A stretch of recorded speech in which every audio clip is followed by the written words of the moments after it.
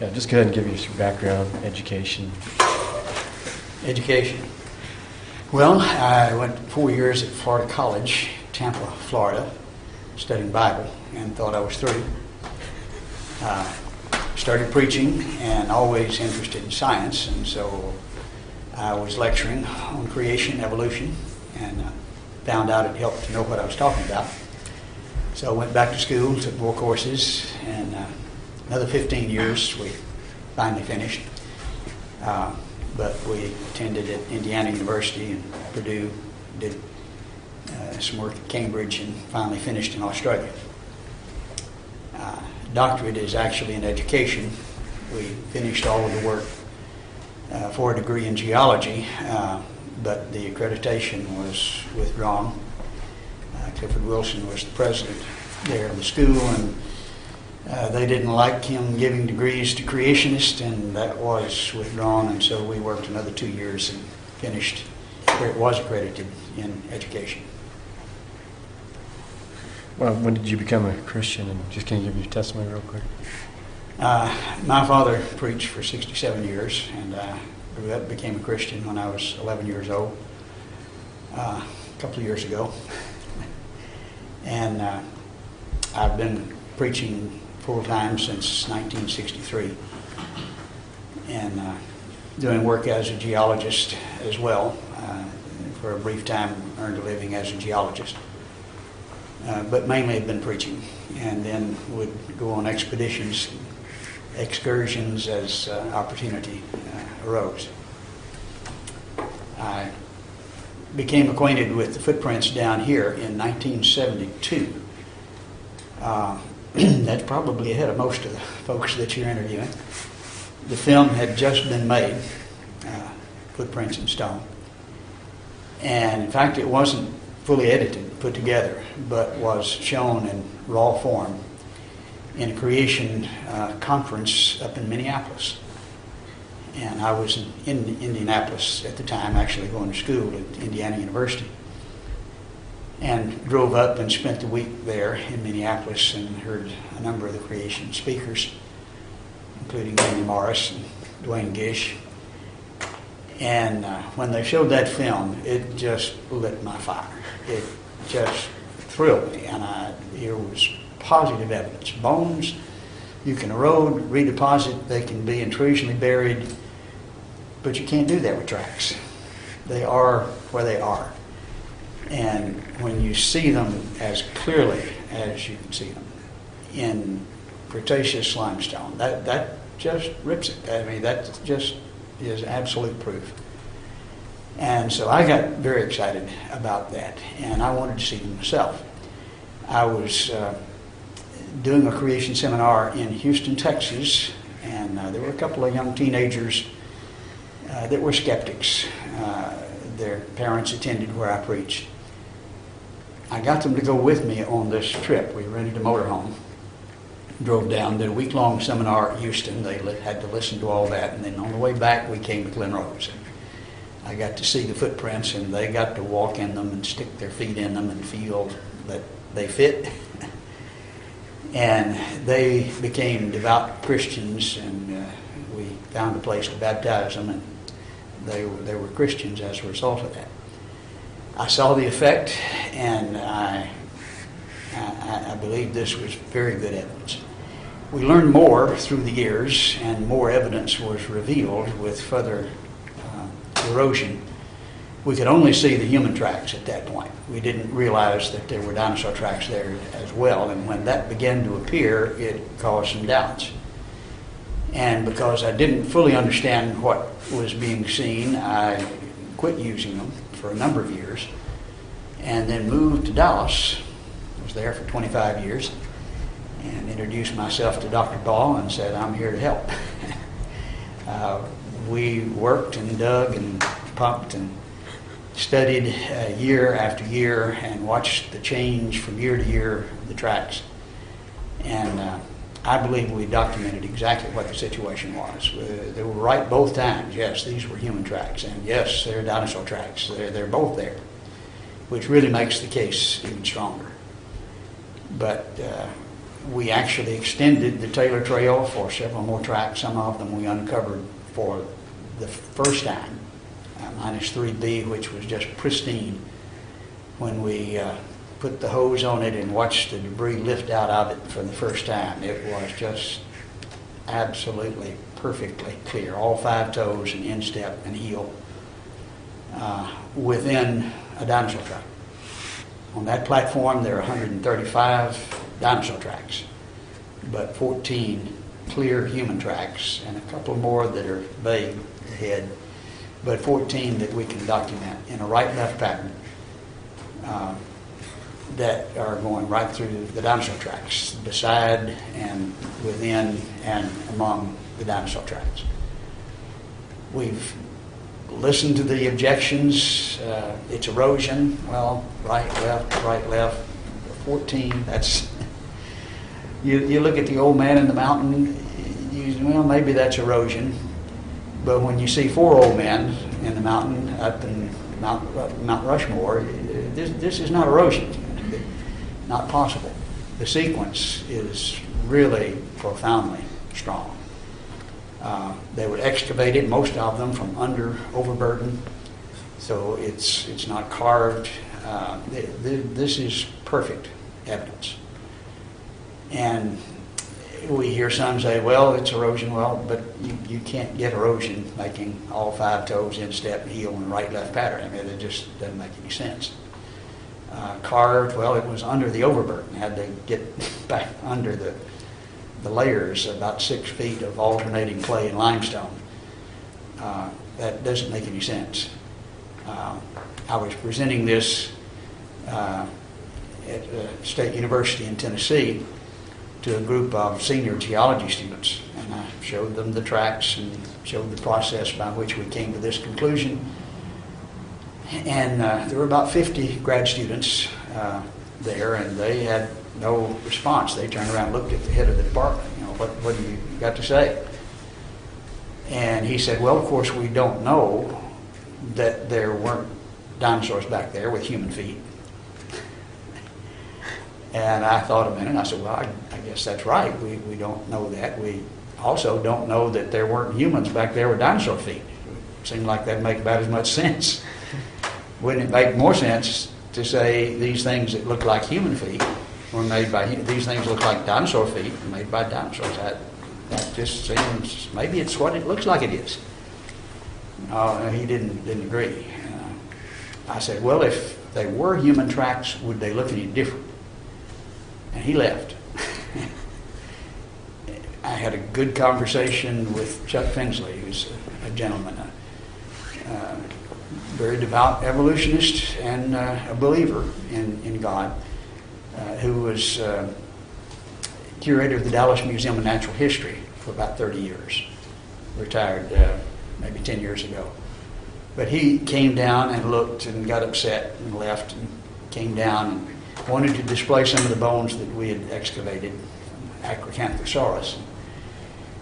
We made him look at the tracks. And he just got upset and left. And he said, finally, the 3rd time down, he said, Dr. Patton, I have the answer. He said, I know what these things are that look like human tracks. That they're really not human tracks. They were made by aliens. And he was just as serious as he could be. And I kind of snickered, and he got aggravated. And I said, Chuck, if they're made by aliens, I guess they came from a galaxy far, far away. They'd be more intelligent than we are. What are they doing running around barefoot? He didn't like that. But he had, this is the answer. The dinosaurs with human feet, or aliens, or they really don't have a good answer for it. I think it's the perfect response. They cannot be intrusionally buried. With a pattern of 14 and a right-left pattern, with many of them, all 5 toes instep. It's just, it's unnatural. And believe me, I have presented it and given opportunity. I stick my chin out on the college campuses all over the country, maybe 100 different places, times. Glenn Qumran would say, I guess, they were tridactyl prints. And how do you distinguish between a human footprint and a heel impression of a dinosaur? Well, you don't have all 5 toes, instep, heel. It's just 25 feet, 10.5 inches, 11 inches. The configuration of the figure 8 with the dots at the end is unique to humans. Any 4-year-old can look at it and tell the difference. You can see a general human shape with some of them if you don't have that much detail. But the kind of detail you see with -3B just defies that explanation. All you have to do is look and be honest. Now, not all of them meet that criteria. Let's talk about the Zapata track. Okay. Well, maybe there's nothing really to say about it. Is there any, I guess, when did you first Don hear about Shockey it? told us about it. Don Shockey is an archaeologist in the Albuquerque area. At the time, he was working as an optometrist. He retired. But he had a friend of his who was deer hunting and saw it, and then he went and looked at it and was very impressed. So we packed up and came to see it. Dr. Ball and I went out there, and we almost got in trouble. We were actually trying, we had a mining permit at the time. We had a permit to be there and a permit to excavate. But you have to pass through about 5 different ranches in order to get to the spot. And the fellow that owned the ranch adjacent to the property, I mean, this was BLM property, the Bureau of Land Management, was not his, but he thought it was his. And we had the paper, the permit. He had a shotgun. And the shotgun trumps the paper every time. We had to leave. But we did get it well documented with cast and photographs, stereo photographs. We did not get the track. What was really frustrating was that the fellow who had told us about it initially had photographs not only of this, but of 4 more tracks within a quarter mile of that spot that looked exactly the same way. I saw the photograph. We wanted and are still wanting to get back out there and document that, which we've not been able to do because of the opposition of the landowner. Now, Don Shockey from time to time says, we're going to get that done, but we're not there yet. But it's a beautiful track. It's extremely shallow. It's very difficult to photograph. You have to have the light at the right angle. You have to have the track wet, and then it really shows up. But it's a different type track, shape track, than the type you get at Glen Rose where the foot sinks down into the matrix. This is more like what you see when you're walking with a wet foot on a tile floor. You're not sinking down. You leave that hourglass shape with the dots at the end because it is so shallow.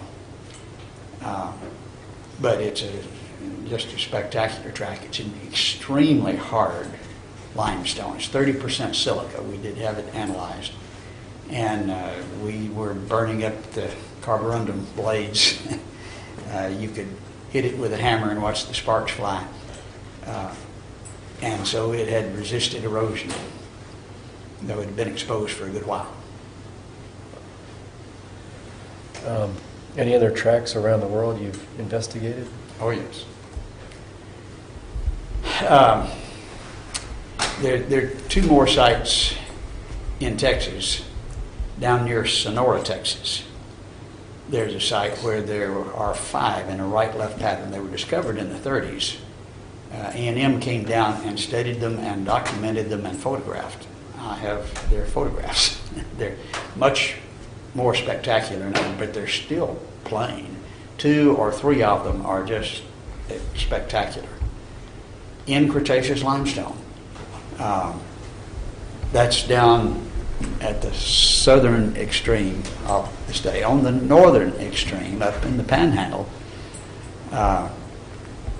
you have another track that was there displayed in the courthouse of Stinnett, Texas, and it was there on display for years. It caused so much controversy that the fellow that owned it actually removed it, and it's in his home now. But there were actually initially 9 tracks, and in '52 they were in the newspaper. We have the newspaper articles of these 9 tracks. Well, one of them has survived. We've learned the location of at least one other, and we've put a good deal of effort into finding some more, but we haven't been successful yet. But we have good documentation that there were 9 from the newspaper, and one is still there on display and beautiful. Still on display in Senate? Well, in his home. In his home, yes, yeah. Right. And It has a very thin layer of veneer over the top of it, and it's broken in a few places away from the track, but on the surface of the matrix around it, the track is much deeper than that thin layer, so that if it were carved, it would penetrate that thin layer, which it does not. So this is obviously the original The patina layer, impression. kind of like the Ica stones, the patina layer. Is that what you're talking about? Well, Marble? no, this is a limestone layer, but it's extremely thin, Okay. maybe 1/16 of an inch. Okay. What about like the Russian Paluxy? Tell about your experience trying to go see that or whatever. We talked with the fellow who had found the tracks and had written several articles in the Russian publications, scientific. He wrote 4 technical articles dealing with it, and he agreed to take us. I was working with Dr. Dennis Swift. It's right in the corner of Turkmenistan, right where Afghanistan and Turkmenistan come together. Kazakhstan, they're all, but it's within 6 miles of Afghanistan. When we got our permits, and I got my visa, $1,200 for the visa, it's pretty, it's a hologram. We were ready to go, but the government, once we'd filed our intentions, saw what we were doing, and they not only told us we couldn't go, but they fired this professor there. He was head of the Department of Geology at the University of Turkmenistan, and he's now in Kazakhstan. And he was upset and really wanted us to come, and agreed to, if we'd come to Kazakhstan first, to sneak us across the border, 6 miles from Afghanistan, where, well, anyway, we decided to postpone that trip for a while, but we didn't get to go. He says there are 4 trails of human tracks going through about 3,000 dinosaur tracks on the plateau. The plateau of 3,000 dinosaur tracks was featured in a National Geographic article. So we know that's true, but he says he's documented 4 human trails, which he wanted to show us, and got fired in the effort of trying to. So you believe the tracks in the Paluxy River are human? Absolutely. I think it is maybe the best evidence that we have. Not because it smacks the average person in the face. Presenting evidence to a scientist, presenting it to a general audience, proving it to the technical, all very different processes. When we found the boot out in West Texas with fossilized cowboy leg in it, that really speaks to a general audience. But now, geologists in general know that there's lots of things like that. Things get petrified quickly. They don't tell the public that, and the public gets wow. But But when you understand how the geologist thinks, every objection that they can make is answered. It can't be an intrusional burial.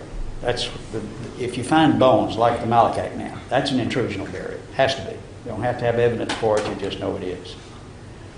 You can't do that with tracks. If you erode them, they're gone. Redeposit, you can't do that. It can't be carved because they were excavated from under the overburden.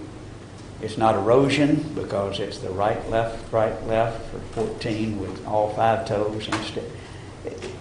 All of the objections are answered. Now, there are different objections than with the bones. I mean, it eliminates some of the objections that they can make for bones, but you have new ones. But then the new ones you can eliminate with the fact they're from under the overburden, the sequence of 14, and the detail that you can see. I don't think there is a rational answer that they can give for. If I'm going to pick one, and I've spoken on dozens, hundreds college campuses for the past 30 years. And if I was going to pick one thing to present, that's what I'd pick. I presented this, by the way, about 3 years ago at Texas A&M Commerce. I was invited by the head of the physics department, which is a little unusual. I'm not a physicist, hard rock geologist.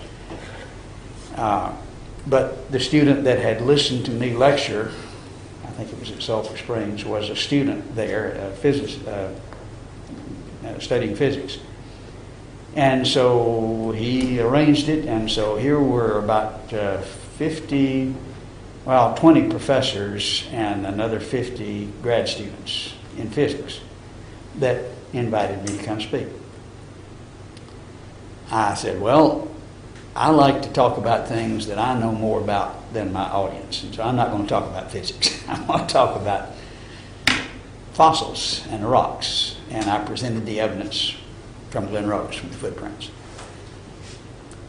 And I did it in detail, and I went through all the objections and answers, and it took me close to an hour. And sat down. The head of the physics department at Texas A&M Commerce got up, and I can quote you exactly verbatim what he said. He said, I find that absolutely unassailable and unanswerable, and sat down. And we had another hour responding to questions, but they were very information oriented. They wanted to know. When you present this, knowing the kind of objections that people make, and anticipate that and provide the information, they have nothing to say. There's nothing they can't say. That's usually what the booths, what we find out is most people just listen. The people that don't agree with it are arguing right off the bat, or they just leave. The more people know about geology, the more powerful the evidence is. People can think, well, yeah, the dinosaur made the footprint and it stayed mud for 60 million years, and then a human walked. Mud is going to hold a track for 60 million for a week. You know, it's like mud. Next time it rains, it's gone. You know, if it's not hardened like concrete. I mean, we see footprints made today. People walk in wet concrete. How else do you see footprints made that last? It doesn't happen. You've got to have base, and that's of course what limestone is, calcium carbonate. Same thing as concrete. I think it was chemically precipitated, and they were walking over the wet concrete, and it hardened before the next tide came in, which presented material from this direction, clay, and then limestone precipitate. Clay, limestone, alternating layers from different directions, tidal effects. But in the next layer, you got the same kind of tracks. and the next layer, the same kind of tracks. But the standard geology explanation would be that these same critters stayed there in the same area for hundreds of thousands of years. It's nuts. The cyclic phenomenon calls for a cyclic explanation. Tides operate in cycles. This is what we're looking at. I don't think they have a good explanation for that. It's way down here in the lake bottom for clay, and then way up a little higher but still ocean bottom for limestone. Then it repeats that sequence, sometimes 10 times in some places. Down, up in a regular sequence for hundreds, millions of years. It was a tide, back and forth every day. Makes much more sense. You want to talk about the Mike Turnage and Patton Turnage Trail? When you present this evidence, they have to say something. And they're desperate when they talk about aliens or dinosaurs with human feet. What can you say? Sometimes about the only thing can be said is, well, that looks, I understand what you're saying, but you need more evidence. I mean, you can always say that. You need more evidence. So in the year 2000, there was a drought here in Texas. And we could see this trail that was going across the Taylor Trail that had been discovered initially by Turnage back when Stan Taylor was excavating in about 72. And more of it was revealed. And so, okay, let's see where this goes. Let's see what we can find. And so we started pumping the river dry. The farmers appreciated that. There was a drought. They needed water. And so we watered their fields by emptying the river. And we sandbagged and blocked and worked for about 2 months to expose this trail. It was actually the longest continuous trail on the American continent at the time. Over 500 feet of consecutive dinosaur tracks, 154 tracks. Beautiful. Some of them maybe the best looking dinosaur tracks. The longest trail on the continent and maybe the best tracks on the continent. Just a spectacular trail. But they're dinosaur tracks. It's just very obvious, and the clearer they are, the more obvious that is. Some of them not pristine, but many of them are. We know what dinosaur tracks look like. We excavated the longest consecutive trail on the continent. Several side trails could be seen as well. But you get up to that other end where it crosses the Taylor Trail, it's a different critter altogether. And here we have 14 in a right-left pattern of perfectly human, consistent in length, human-like tracks. Well, we did that, and they said, well, you need more evidence. And so we excavated the platform in front of it. And this one, it was about the size of a platform, about the size of the platform of the Taylor Trail. About 100 dinosaur tracks were there. We came down 2 or 3 layers to get to this one, and got a lot of people to help us. Mopped and cleaned. And my wife said she never really got it. She can mop the kitchen floor, but mopping the bottom of a river, she never got used to it. It's a lot of work. And exposed the dinosaur tracks, and sure enough, right through the middle was another human-like trail. This one was a different individual, about 10 inches, and there were 15 in this sequence. About 3 of them particularly were just spectacular, with strong mud push-up around it. The adjacent dinosaur tracks were a different type of dinosaur. It looked like a big duck track instead of the more elongated tracks associated with the Taylor Trail. But it was just a spectacular example. So we've got 2 trails, one 14 in length, one 15 in length, one averaging 11.5 inches, the other averaging 10 inches. The 11.5-inch trail, if the proportions are average, it would have been about 6'4". The 10-inch track is more average, closer to 6 feet. So a fairly normal individual. Other tracks, like the Burdick track, are considerably larger, more like Shaquille O'Neal. The foot is almost the same size. In fact, one size smaller than Shaquille O'Neal's. Did you have to sandbag the pictures you got of the 3B before they were torn up? Did you have to sandbag, or was the water Yes, low? absolutely. Okay. Trying to examine the bottom of a river is a real trick. When the Bible says the Israelites marched across the Jordan on dry land, that was a miracle, I can tell you. You try to get the bottom of the river dry. And we had tried everything. We had engineers down here. You just can't do it. You can work real hard and film real quick. And that's the best you can do. But yes, we did a lot of sandbagging. Hundreds, thousands of sandbags over the years. And so that was like 86, 87 that you actually found those, or you removed some material and found the 3B and others? Minus 3B, and then you gave the talk? That was probably 89. I guess that's about right. 89. 89, okay. In 89, Qumran through the ripple in. Okay. 90 is when we did most of the work. I'm Okay. sorry, 89, not 90. We were Right. 89. And then 2000 was the drought where we extended the trail. So all of that time, every year, we're down here with our facing the track, studying. So you and extended it, learning more every year. extended it even further past the 3B?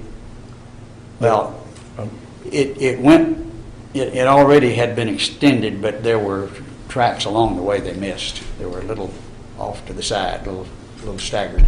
And Okay. so we've got -1, -2, -2B.